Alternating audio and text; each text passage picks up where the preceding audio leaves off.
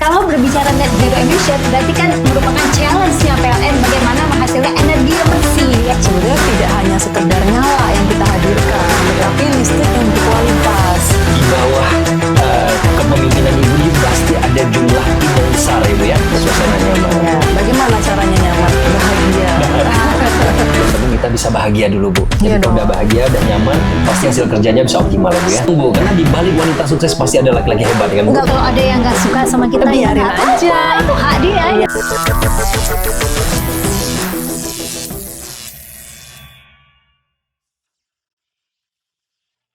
Assalamualaikum warahmatullahi wabarakatuh.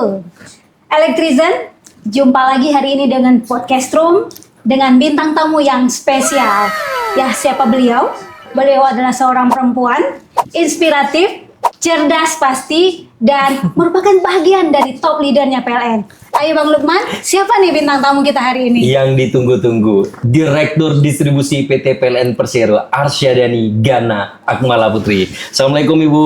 Waalaikumsalam warahmatullahi wabarakatuh. Senang bisa melihat Ibu di bumi Serambi Mekah, Aceh ya Bu ya. Senang banget di sini. Iya, jadi kami itu merupakan suatu kebanggaan juga karena Ibu sudah menyempatkan waktu di dalam pekerjaan ya Bu ya, yang sedang sibuk-sibuknya juga nih Kak Lana. Ibu Arsya telah bersedia hadir dalam kegiatan beberapa kali kunjungannya di Aceh. Ini yang sudah kedua ya Bu ya? Udah kedua kali. Kedua, tapi baru pertama kali sebagai seorang direktur distribusi di PT Dan PLN Persero. pastinya Bang Lukman, kita pingin capture the moment ya. Ya. Tak lengkap rasanya kalau momen kehadiran seorang direktur kemari Ya. tidak kita capture dalam bentuk podcast. Ya, jadi ini jadi pertanyaan banyak orang ini Ibu Arsya. Jadi yang paling pertama ditanya itu adalah apa sih Bu tantangan yang Ibu rasakan untuk mengelola distribusi ya Bu ya, distribusi listrik di seluruh Indonesia dengan wilayah yang berbeda-beda dan beragam. Ini gimana Bu tantangannya? Wilayah yang luas Ya. dengan geografis yang tentunya Berbeda, Ibu, berbeda ya Bu ya. Ada gunung, lautan, ini pasti sangat sulit Bu. Tapi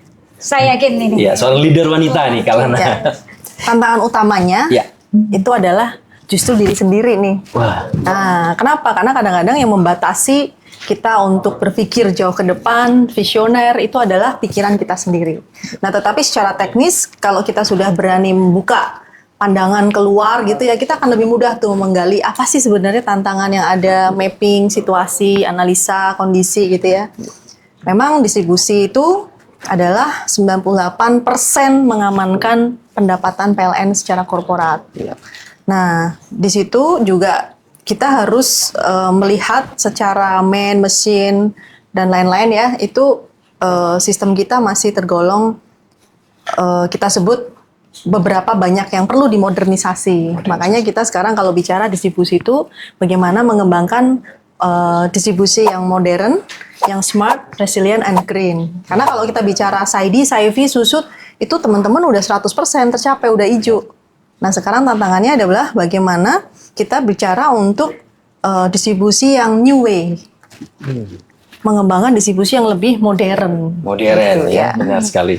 Berarti itu adalah tantangan dari diri kita sendiri ya Bu ya, Iya untuk dong. menghadapi tantangan tersebut. Dan pastinya ada metode-metode tadi ya, yang seperti Ibu maksudkan tadi ya. Ya, Ada betul. metodenya, Betul. ada machine-nya, ya, dan pasti harus ada cara, Bu. Yes. Nah, mungkin berikutnya kita bicara transformasi, Bu. Sekarang PLN sudah masuk ke transformasi 2.0, Ya. dan di dalamnya ada moonshot. Ya. Salah satunya adalah net zero emission, nih, Bu Ya, ya. ya. Nah, kalau berbicara net zero emission, berarti kan merupakan challenge-nya PLN bagaimana menghasilkan energi yang bersih ya Bu ya, EBT. Nah, ini bagaimana nih Bu distribusi memaknai ini dan mewujudkan ini Bu, karena tentunya walaupun itu dikatakan tren, tapi menurut kami itu bukan tren, tapi itu adalah mandatori yang harus kita Ya. penuhi walaupun pelan-pelan, tapi harus menuju net zero Ya, emission. ya, Ini ya. bagaimana nih Bu? Ya, jadi tagline kita didistribusikan smart, green, and resilience. Green itu sebuah keniscayaan. Itu sebuah kewajiban buat kita bagaimana memberikan atau menciptakan di masa depan itu untuk generasi kita bisa hidup lebih baik lagi dan tentunya sustainable. Nah, bagaimana dengan sistem distribusi? Artinya kalau kita bicara green dalam konteks distribusi, maka kita harus menciptakan ruang yang lebih bersih. Itu bisa juga dari penciptaan teknologi, digitalisasi, dan juga ternyata sistem distribusi ini sekarang sudah sangat terbuka untuk membuka pembangkit-pembangkit EBT untuk masuk ke dalam sistem distribusi. Ya, tertarik ya cerita digitalisasi Bu. Nah, tadi kalau kita boleh tahu Bu, sejauh mana sih Bu sudah penerapan digitalisasi dan smart grid tadi itu untuk dalam hal meningkatkan pelayanan di distribusinya tuh Bu sendiri? Ya, jadi yang utama nih, kita kan sebagai PLN penyedia listrik gitu ya. Sebetulnya tidak hanya sekedar nyala yang kita hadirkan, tetapi listrik yang berkualitas. Kenapa? Karena listrik ini tentang peradaban. Bagaimana menghadirkan listrik di sebuah keluarga, ini seperti menghadirkan satu dunia gitu loh. Which is itu nanti anggota keluarga itu bisa masuk melihat indahnya dunia dari internet, kemudian mereka juga bisa membuat usaha yang produktif gitu ya. Nah, inilah pentingnya menciptakan listrik yang berkualitas. Lalu bagaimana kita bisa mewujudkan itu? Maka kita harus mendigitalisasi sistem distribusi itu. Nah, ada namanya smart grid. Smart grid itu bukan tentang hanya sekedar sebuah meter listrik gitu ya, tetapi ini adalah bagaimana menciptakan two-way flows electricity. Jadi ada sistem dua arah gitu ya. Bagaimana nantinya itu masyarakat itu juga bisa berkolaborasi bersama-sama untuk menjadi prosumer juga gitu ya. Nah, ini kan harus dimekanismekan supaya sistemnya mampu untuk menerima listrik dua arah. Nah, kalau misalnya dulu tanpa teknologi listrik itu sifatnya ya udah keluar nggak bisa disimpan. Nah, sekarang ini bisa disimpan, ada teknologi baterai juga ya kan. Nah, lalu disitulah ada pengelolaan sistem distribusi yang harus dipantau menggunakan digitalisasi. Itulah sebetulnya smart grid itu masih panjang ceritanya. Tapi paling tidak sekarang tahap pertama kita sudah memasang meter AMI ya kan. Ada 1,3 juta. Kemudian nanti kita juga punya roadmap yang lebih panjang lagi. Kemudian kita sudah ada beberapa piloting smart microgrid. Nah, itu sebetulnya juga basic daripada smart grid. Ini menarik Bang Lukman. Ternyata bukan hanya kosmetik ya, ada two way. Listrik juga two way, two ways ya gitu ya. Dan ini sebenarnya ekspektasi pelanggan kita semakin hari semakin meningkat ya Bu ya. Apakah ini juga bahagian dari berusaha kita untuk meningkatkan kualitas layanan, kehandalan, sehingga ekspektasi yang terus meningkat itu tetap bisa kita penuhi? Betul. Jadi kita itu masyarakat sekarang udah makin cerdas, teknologi udah makin banyak, ya kan? Mereka bisa memasang solar panel, kemudian mereka bisa menyimpan di dalam baterai gitu ya. Nah, sementara saat ini mungkin penerapannya masih untuk melistriki, mensuplai di rumahnya masing-masing. Tapi ke depan, ketika nanti mereka punya baterai sendiri, punya storage sendiri, bisa sangat mungkin loh ini bisa dijual juga ke PLN. Gitu. Atau misalnya kan kita PLN ini kan saat ini super besar ya sistemnya kan subsistemnya cukup besar sehingga ada plus minusnya lah ya. Misalnya kalau ngomong plusnya ini adalah fleksibilitas kita dalam memanuver kelistrikan gitu ya. Tetapi minusnya adalah ketika tiba-tiba ada satu sistem yang agak besar down, ini kan besar sekali, bahaya ya untuk sistem bisa jadi blackout gitu ya. Nah, dengan seperti ini ketika the worst case itu terjadi, pelanggan itu bisa menggunakan captive-nya sendiri, menggunakan listrik yang dia miliki. Jadi sudah punya alternatif ya Bu. Dan ini sepertinya bahagian dari BCMS nih Bu, Business Continuity Management System Kita sudah mencoba membangun kerajaan, tapi kalau kerajaan itu runtuh tetap akan ada yang lain yang membackup, kan begitu ya? Benar sekali Kak Lana. Jadi kalau cerita tadi manajemen sistem Kak Lana, pasti ini kan di bawah kepemimpinan Ibu ini pasti ada jumlah tim yang besar ya Bu ya, untuk bisa menjalankan proses dan pelayanan yang optimal kepada masyarakat, pada pelanggan ya Bu ya. Jadi bagaimana kira-kira Ibu menjaga supaya tim itu tetap solid, tetap bersemangat dalam hal menjalankan proses untuk meningkatkan pelayanan tadi Bu? Ya tadi yang pertama adalah kita harus menciptakan suasana yang nyaman dulu. Suasana nyaman. Iya, bagaimana caranya nyaman? Bahagia. Ini bahagia betulan Bu, bukan pura-pura bahagia. Oh iya, beneran dong. Terpancar dari auranya ya Bu ya. Jadi bahagia yang paling penting itu bahagia, Iya, rasa nyaman. karena itu bahagia itu menular, ya Oh kan? iya benar. Iya. Kesedihan itu ditinggalin ya Bu ya. Begitu sedih ditinggal Kak Lana. Kalau Berarti kuncinya adalah wellness, happiness gitu ya Bu ya. Iya. Dan perusahaan PLN sudah menyiapkan ya, bagaimana ada namanya well-being, ya kan? Kemudian didoronglah respectful workplace, itu Ya. kan supaya teman-teman juga merasa nyaman. Jadi sistemnya juga dibangun, lingkungannya juga, culture-nya juga dibangun gitu. Jadi bahagia kita tuh bisa hidup bekerja di PLN ya. iya benar Bu. Jadi mentalnya juga terjaga ya Bu ya, dengan well-being itu dia salah satunya Kak Lana. Nah, ya. dengan demikian ini bisa meng-unlock banyak hal nih. Kita jadi punya ruang untuk berkreatif, berkreasi, berinovasi. Nah, ini sistemnya baru dibangun. Jadi PLN ini kan sistemnya besar sekali. Nah, itu yang fondasi utama adalah sistemnya dibangun, tapi mental orang-orangnya juga harus dibangun, harus bahagia tadi ya. Setuju banget Bu. Ya. Jadi yang paling penting kita bisa bahagia dulu Bu. Jadi Iya kalau dong. udah bahagia, udah nyaman, pasti hasil kerjanya bisa optimal ya Bu ya. Setuju. Oke Bu, nih pertanyaannya karena Ibu nih seorang woman leader Bu. Kita masuk ke pertanyaan terkait dengan perempuan Bu, keperempuanan ya. Nah kalau kita melihat nih Bu, kita berusaha terus karena ini juga tuntutan dari SDGs ya Bu ya. Kita berusaha terus untuk meningkatkan peran serta perempuan di dalam perusahaan. Nah ini menurut Ibu hal apa lagi yang harus ditingkatkan dari para perempuan nih, karyawati, ya. sehingga ya tercipta lagi leader-leader yang lain yang tentunya bisa mewarnai dan respectful workplace itu akan terwujud apabila ada kesetaraan tadi ya Bu.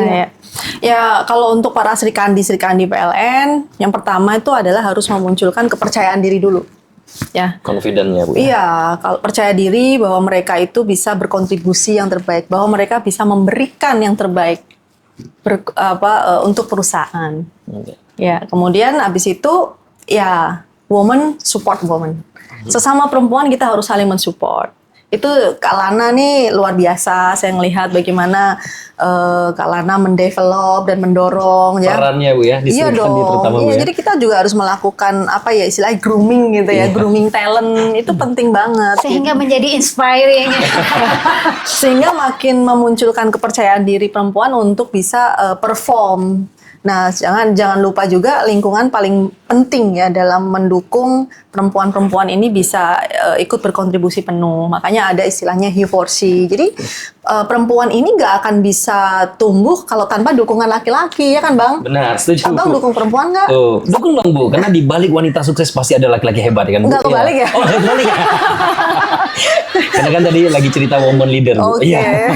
Pasti support laki-laki itu menjadi salah satu penguat kan pastinya Iya, gitu ya Bu harus ya. dikasih jalan Ya. perempuan. Mungkin ya. di dalam kehidupan sehari-hari seorang Ibu Arsya nih bagaimana perannya suami lah ya Bu ya, peran suami di dalam menunjang keseharian dan juga karir nih Bu, gimana Bu? Kalau Laki-laki boleh lebih intim nih ya kalian ya. laki-laki di mana-mana sama Bang. Nah, Bisanya cuman ya berangkat kerja, pulang makan, kayak gitu di mana-mana sama. Hampir sama, Bu. Iya, Iya. cuman tadi bagaimana sebetulnya ini tergantung kita nih sebagai perempuan yang bekerja, tetapi sekaligus sebagai kodratnya kita seorang istri. Iya. Harus selesai urusan di rumah itu artinya suami nggak komplain. Oh. Nggak ada komplain dari suami. Itu yang harus di-create. Iya. Iya kan? Komplain menimbulkan keluhan ya Bu ya. Iya dong. benar. Itu prinsip pelayanan. Jangan ciptakan konflik lah. Iya. Gitu. Yang penting tuntaskan dulu tuh Betul. tanggung jawabnya. Iya, gitu gimana ya. caranya? Setuju Bu. Ya, gimana caranya itu masing-masing punya cara, masing-masing perempuan benar. punya cara. Misalnya ada yang suaminya hobinya dimasakin. Iya. Pokoknya kalau mau sebelum marah masakin dulu. Atau sebelum marah diapain dulu. Ya benar, Itu mungkin cara. dibuatin teh gitu Bu ya. Iya, dibuatin teh. Itu alternatif. Jadi karena Ibu sudah mencapai di titik ini pasti ada proses yang panjang Iya. gitu ya Bu ya. Nah, apa sih Bu nilai-nilai yang selalu Ibu pegang teguh sebagai pemimpin, baik itu pemimpin di dalam perusahaan juga pemimpin bagi diri sendiri pastinya Bu. Kan kita harus mengalahkan diri sendiri dulu nih ya. Iya, iya. Artinya baru kita siap menjadi seorang pemimpin, siap berdiri tegak. Nah, nilai apa nih Bu yang selalu Ibu junjung? Ini harus didengar nih agak sama PLNers. agak berat nih ilmunya nih. Dua SKS ya, Bu. Yaitu bagaimana kita melepaskan segala yang melekat dalam diri kita dan menerima apa yang mungkin nggak kita sukai. Oh. Ini ilmunya Tapi udah butuh marifat proses tua ya, Bu, ini. ya. Oh Benar, iya benar, dong, benar, karena benar. sebetulnya segala sumber problem di dunia ini itu adalah berasal dari Diri sendiri. diri sendiri, Benar. pikiran kita sendiri. Nah kadang-kadang kita itu suka mempermasalahkan hal-hal yang membuat itu sebetulnya masih levelnya tuh level ego. Misalnya merasa marah, orang memperlakukan kita seperti merendahkan. Itu kan perasaan kita sendiri. Iya, Bisa jadi itu adalah bentuk respon dari kita. benar. Gitu loh. Jadi sebetulnya sumber segala sesuatu yang ada tuh ya diri kita sendiri dan kita harusnya tadi ya melepaskan apa yang kita sukai itu udah selesai lah yang kayak gitu. Jadi kita harus dalam level yang ikhlas di situ. Terus menerima apa yang nggak kita sukai. Kenapa kalau udah gitu bisa kita terapkan? Itu nggak ada masalah. Rasanya tuh Tenang ya, mau Bu. Plong aja ya, plong plong aja. Jadi kalau ada yang nggak suka sama kita, Biarin ya nggak apa-apa, aja. itu hak dia Iya. gitu. Ya Bu ya. Betul. Kapan bisa di tahap itu ya, Bu ya?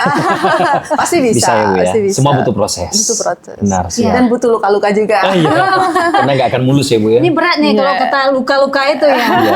Tapi dari obrolan ini Bu ya nggak terasa nih Kak Lana ya sepertinya juga Ibu udah banyak share ke kita tapi kita juga masih menunggu nih mungkin Bu PLNers banyak yang menanti dari seorang direktur distribusi pesan atau hal apa Bu yang harus dipegang teguh oleh PLNers dari seorang direktur distribusi Bu. Hal yang harus dipegang teguh, Ya. ya kalau saya sih pokoknya tadi ya creating values. Creating value. Ya, dimanapun berada kita harus bisa menciptakan nilai. Nilai itu apa? Nilai itu adalah sesuatu yang bisa memberikan dampak. Ya.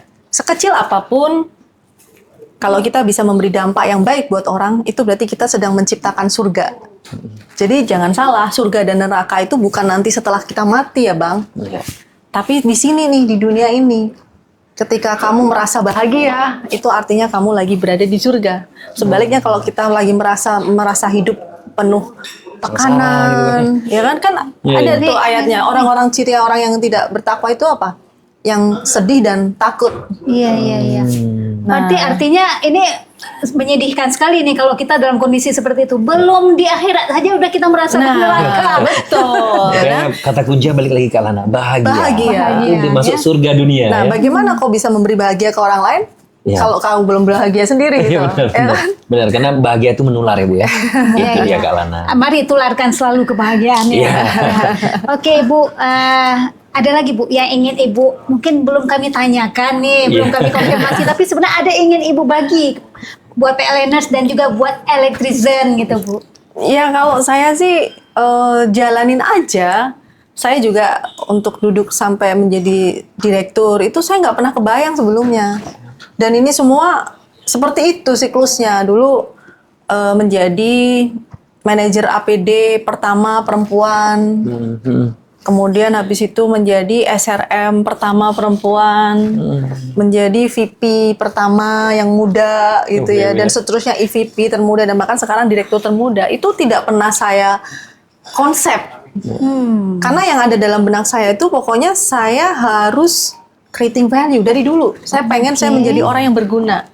Karena dalam sholat saya juga setiap hari itu saya selalu berdoanya semoga saya bisa memberi manfaat yang besar buat orang sekitar, buat Itu keluarga. selalu doa yang terus Ibu panjatkan ya Bu ya. Iya, jadi ya apapun yang saya lakukan hari ini tuh untuk itu gitu loh. Siap, siap. Oke. Nah, ini Luar biasa nilai yang sekali nih, luar Bang biasa Lukman bisa kita terapkan ya Kak Lana ya. Artinya nothing tulus, Ya. jalani proses. Jalani aja. Ya, karena proses itu juga akan membuat kita semakin dewasa ya Bu Iya, ya. iya. Dan terasa Kak Lana ini boleh jujur ya PLNers, terasa di samping Ibu nih ya tenang, damai, bahagia ya kan. Ya. And look freshnya Kak Lana ya, karena masalahnya energi positif. energinya Kak Lana. Vibes-nya Ya. positif. Tapi kawan-kawan jangan perbaiki skincare-nya, tapi perbaiki Perbaiki auranya aura. ya. Dan itu nggak akan perlu filter berarti. Iya benar kan. Oke Bang Lukman, Siap, Kak Lana. terima kasih Terima Bu kasih, sudah Bu berbagi Direktur. dengan kami.